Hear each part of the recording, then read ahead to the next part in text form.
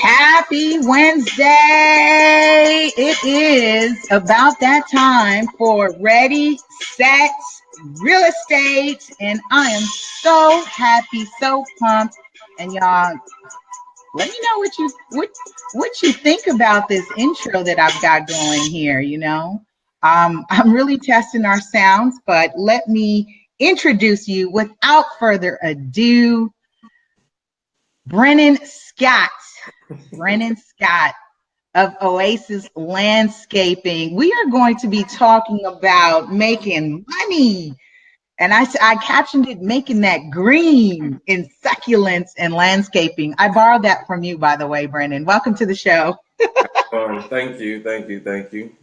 I saw your caption and I look at your hashtags. I was like, what can I use that we can use for caption? I like that. It just had a good vibe to that. So, Right, exactly. and I just want to take a moment and thank our sponsor, What the Real Estate Gurus Don't Tell You. Be sure you go out and support gurusdon'ttellyu.com. It's to our sponsors that makes the show possible. So again, make sure you support. And so it's not just about our featured guests, but also our sponsor partners who are making this show possible. So I just want to say thank you, thank you, thank you to Thelonious C. Jones, real estate investor, solutionist, and author of What the Real Estate Gurus Don't Tell You. So, Brennen, hmm let us know, where are you from, what areas you serve. We don't assume, although we have such a broad range in which we're reaching, Right, uh, right. but we want people to know just kind of how they can connect with you locally, and how they can learn a little bit more about your business and your service. So please tell us, where are you from, and what areas are you servicing? So, hey, what's going on, everybody? Brennen Scott, LA native, born and raised here in South Central Los Angeles. What is to be, I guess, named now Park Mesa Heights, Hyde Park area. That's where I reside. But as far as business wise, literally, Oasis Landscaping services LA County. So that can be all the way from Lancaster all the way to San Pedro. So from the beach all the way to the desert, we service that area. If the job is right, we'll come out and handle it and take care of it for you. Nice, nice. So Um, I'm so happy that we get to talk about landscaping, because it's a huge thing right now in terms of landscape design. And for those who are looking for income streams and avenues of entrepreneurship, business ownership, talk to us a little bit about how you got started in landscaping. Of all the things, why landscaping? Right, right, right. So the origin of how I got started in landscaping was I was remodeling my home. My mom was helping me, as far as financial wise, because it costs a lot to remodel a home. Right. And literally, I got all the way down to, the house was done, the inside was done immaculately nice, and the outside was like, ugh. It was just like dead. It was like kind of like dead grass. I'm not a grass person because I grew up part Right. of the desert. So it was like half grass, half weed, like most people's house, yards in LA. And so I paid this guy to do some landscaping for me. I wanted to do desert landscaping. I was like, researching a little bit, getting more into using like apps like House, or Pinterest, and just looking at different things. And it was like, okay, cool. Desert landscaping. I'm not watering nothing, not even the plants. Like I want cactus. Yeah, I want cactus, and I want other things that take water from the air and from the ground, like Yes. boom. So, needless to say, the guy did like a crap job, and I was just like, man, okay, I paid to do $1,000, and like one of my buddies was like, well, just look at it like this: you paid $1,000 to learn not how to do landscaping. Mm, So, literally, mm. after hitting the gym one day, me and my buddies got together and we was like, man, we could did this job better than him, so that's what we did. They helped me do the larger part, which was moving dirt around and deconstructing the previous landscaping. I redid it myself after that, and it just took off from there because I started to get more into buying plants. So I was buying cactuses from different people, going to different nurseries, and then my first client ever, it was a lady. She, I guess, I think I had like two cactus on Craigslist or OfferUp or one of those places, Yeah. and a lady named Debbie Reynolds. I'll never forget her. She was a pretty cool lady. We were talking. She came over and she was like, "Well, who did your yard?" And I was like, "Me." And she was like, "Oh, well, I have a property in Mar Vista, and I've been doing it, the whole thing like how you're doing right now, the desert landscaping." And I was like, "Well, who's going to do your landscaping for you?" She was like, "Nobody." I was like, "I'll do it." Boom.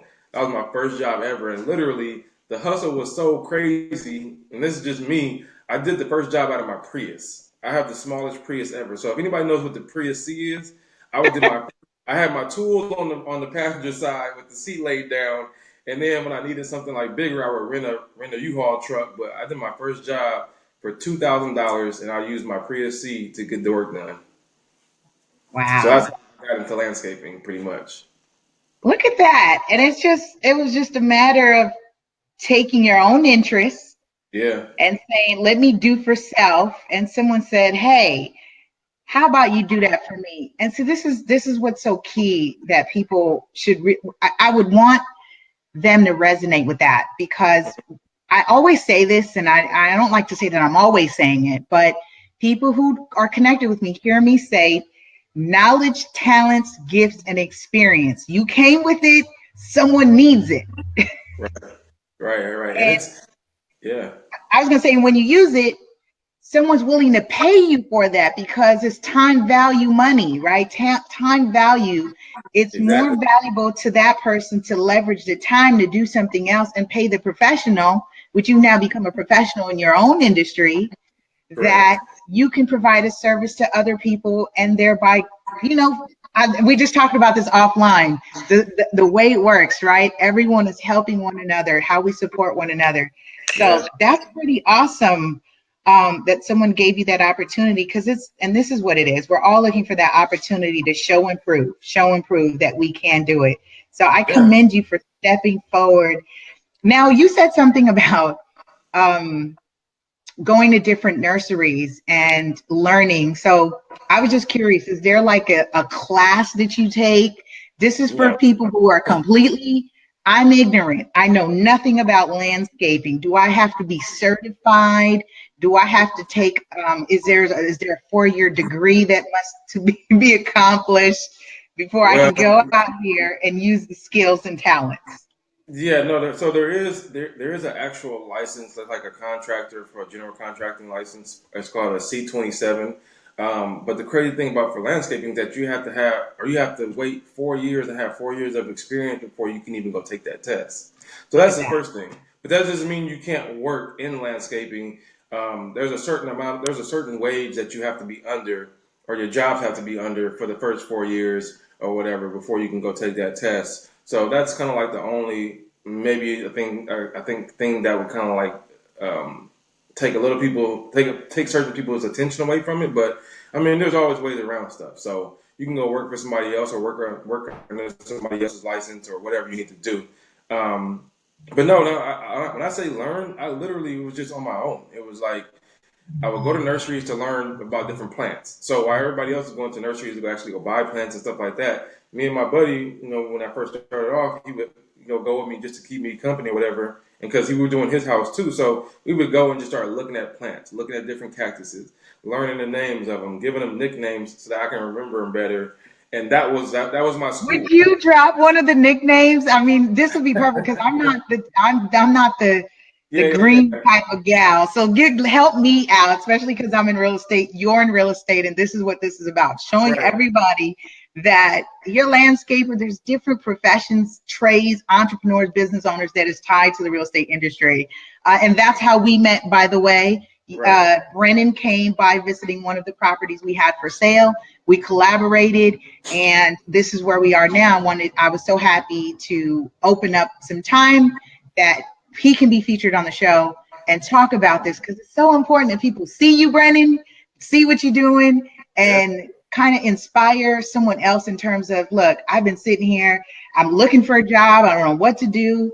So, all right, I just kind of went on a rant because I did that was I So told you, I said I was so happy to have you on the show, but give yeah. me the acronym or the mnemonic on how you're remembering some of these So plans. when I first started off, it would literally kind of be like a child where I would see a plant. Like there's one called the steepa plant, and I'm pretty sure everybody in LA has seen it because it became something popular because it's so easy to maintain. Like literally, once you put it in the ground, you maybe water it for like the first 6 months, maybe twice a week, maybe. And if you ever been around like mainly like you see a lot of larger businesses, they'll do it in the front of their office buildings or side of office buildings, but it literally kind of looks like a bush, and it's bright green when it first starts off. So it's smaller, it's bright green, and it kind of like fades out like this. Yeah. And so when it gets bigger, bigger, a little bit bigger. Maybe they only get about maybe 3 feet, not even that, in height and width. But when they get a little bit bigger, like they literally start leaning over. So in my mind, I was like, I started calling it the lazy. I was like, oh yeah, we're gonna get some of those lazies because that's what they look like. Especially when the wind is blowing, they're just like, oh my gosh, the LA breeze. So in my mind, it just became the lazy. I was like, okay, that's the name of it, but it's called a steepa, STIPA. But yeah, so STIPA, a aka lot, the yeah. lazies. I love it. Coming in horticulture, that's the study of plants. You'll learn a lot of these plants have like literally like 10 letter names, and it's like I can't remember all of that like every Right, time, or just to tell a client, it's like why would I tell them that long name, and then they're like, well, I don't know what he said, but whatever. So I give them, I try to give them like that. A lot of plants already have nicknames anyways, right, like kangaroo paw. It's another type of plant that has a nice blooming flower, and it has like three different names because it's an Australian-based plant. So they call it a joey because, of course, that's a nickname for a kangaroo. right. Yeah, so there's every plant literally somebody has given it another name because, of course, like I said, the actual names of most plants are too long to even pronounce. Right, right. Man, I appreciate you for that Yeah, because I like simplicity and basics, especially with what I share with real estate, is being able to just break it down to a yeah, child level. And that's exactly what you're doing in your industry with working with plants. So I appreciate that. So right. today, my added value is I'm going to remember the lazy, which is a stipa, Yeah, and the joey, which is you're talking about the kangaroo paw. correct. Yeah, I'm learning. See, people, I just gotta do what I do. They don't see they're not hip to it yet, but for those who are, I appreciate them, and I'm so happy about that. That's so funny.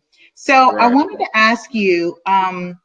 We talked about this offline because there's some things that I've seen that you post, and you can Mhm. share this or something else. But what would be some best practices for our listening and viewing audience? Well, that's based on what type of yard I would say a person can handle. Because Absolutely. like I said, for me, it was always I knew I'm not the person that's going to be outside watering my grass, fertilizing and giving my grass nutrients every other week. That's just not me. Right. It's not. I'm not. I feel like that's like kind of like the old school American idea of what a landscape should be: green Sure. grass. Like that's old school. But nowadays it's like no. I mean, we live in California. We live in LA. It's a desert. Like when you ride around, most people probably have dead grass, and they're out there watering it and thinking that that water is just going to help it. And it's like no, you need a lot more than that water. So I would say I always kind of like had this. Like when I first started off, I used to say like it goes. Practicality, Yes. so what's practical to you, usage, and then it goes design last.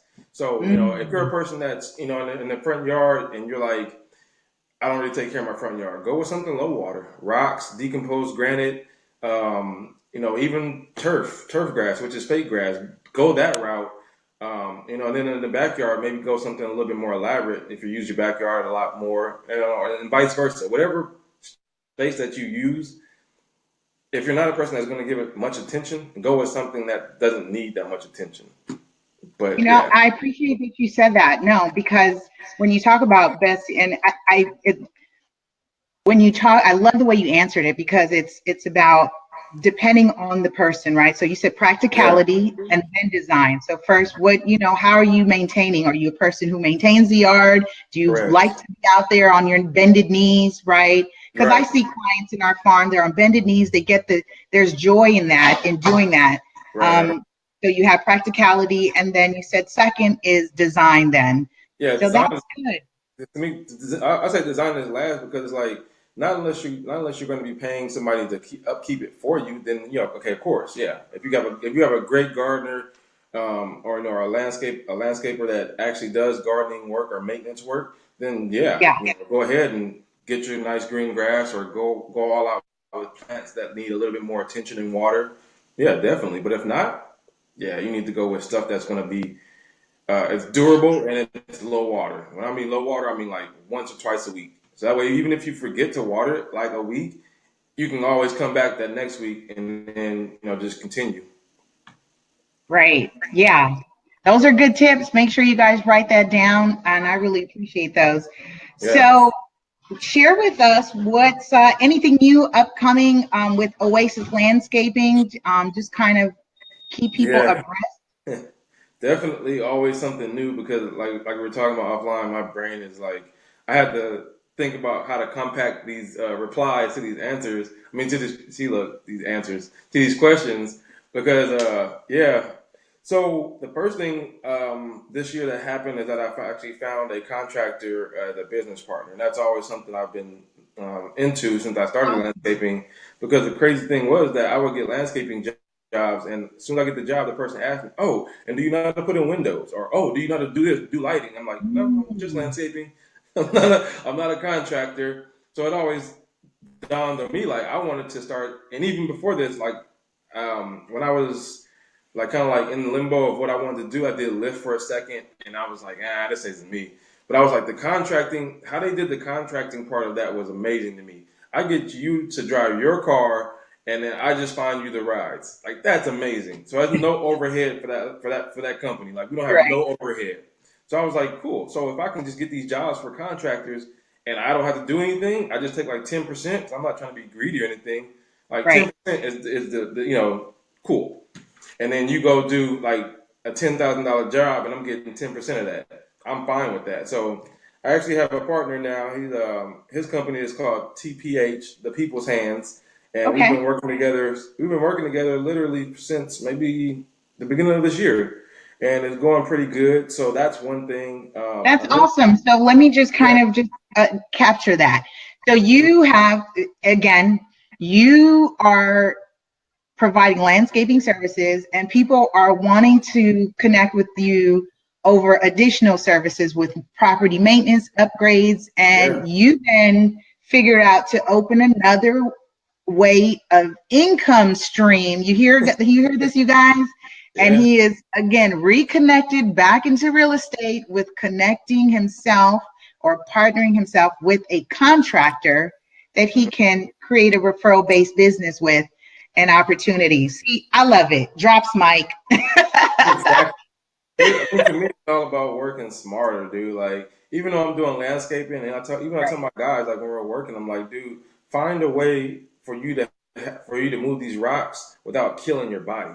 So whatever Right. you have to do, whether it's if you're taller, bend your knees and take less low a less of a load at one point in time.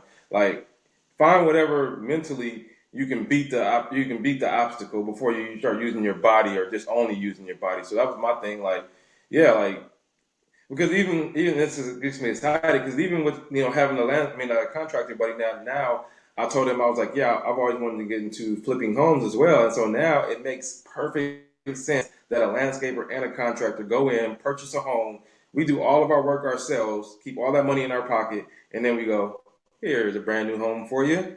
So it's like really crazy. So Winning. it just it's a 360, like you said, like earlier. It's a with us too. It's revolving, and he's really a cool guy. So that's just one of the biggest things that's happening this year for Oasis Landscaping.